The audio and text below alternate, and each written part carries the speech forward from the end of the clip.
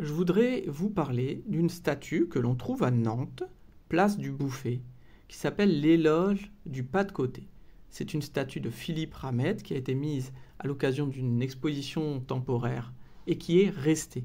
Donc c'était prévu qu'elle soit démobilisée et la voilà ancrée. Et alors on peut se demander bien pourquoi ce qui était temporaire dure. Alors je vais essayer de comprendre.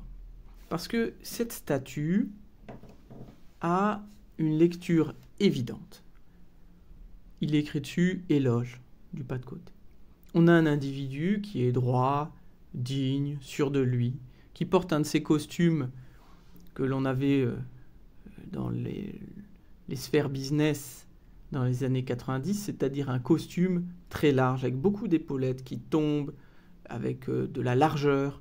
Bref, ça en impose. C'est une version très masculiniste du costume et carapace. Avec ça, c'est une façon que vous avez de vous protéger.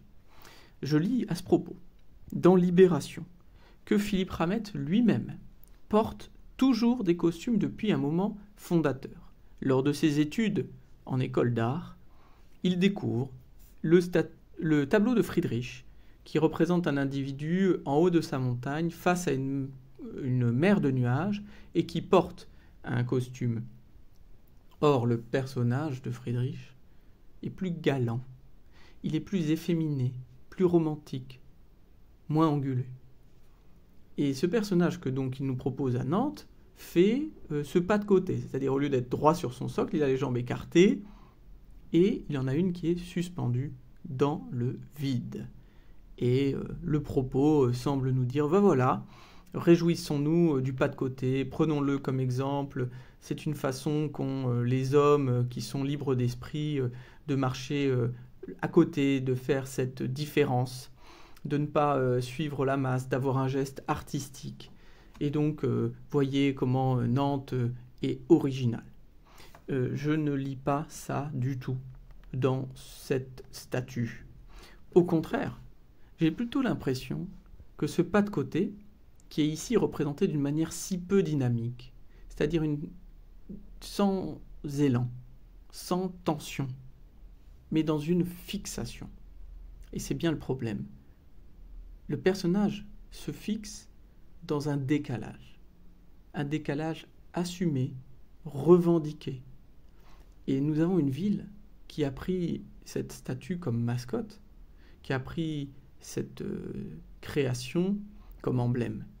Être toujours à côté, décalé, finalement dans la marge.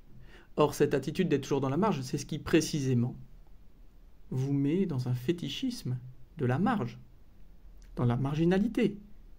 Et d'ailleurs, la ville de Nantes aujourd'hui souffre beaucoup d'une grande population marginale qui s'est installée dans le centre-ville. Il faut dire que cette statue en faisait la célébration, puisqu'on célèbre ce geste qui n'a, à mon avis, pas beaucoup d'intérêt dans la vie, et qui est même un geste, disons-le, symptomatique.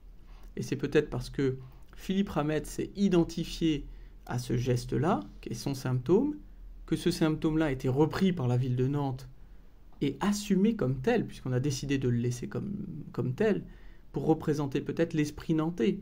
Faire un pas de côté et en rester là, c'est être hors jeu. Un pas de côté, c'est-à-dire aller voir ailleurs sans revenir à soi pour essayer de changer quelque chose, est un non-sens.